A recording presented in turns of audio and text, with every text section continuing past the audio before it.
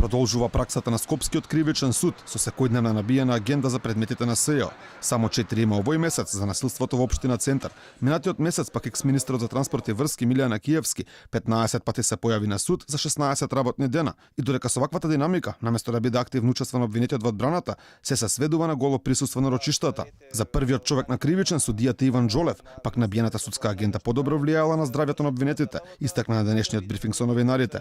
Тој како пример го посочи судењето на Радко Младиќ во Хаг, кога здравствената состојба му била подобра со повеќе рочишта во текот на неделата. Од друга страна, според Европската конвенција за човекови права и македонскиот закон за кривична постапка, ова може да представува прекршување на човековите права поради неможност обвинетиот да подготви суштинска одбрана.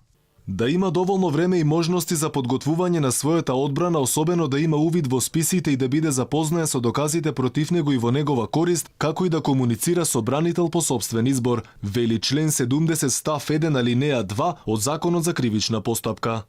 Секој обвинет има минимално право да му се обезбеди време и услови неопходни за подготвување на неговата одбрана, се вели во Европската конвенција за човекови права член 6 став 3б.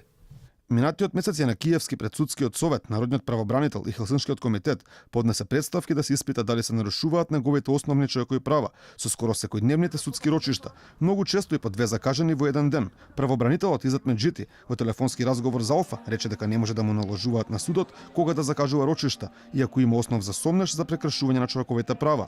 Судскиот совет и Хелсиншки досега не излегле со став по представката на Јана Киевски. Лани екс-министерот во 85 работни дена од 29 август до 31 декември имаше 57 судски рочишта.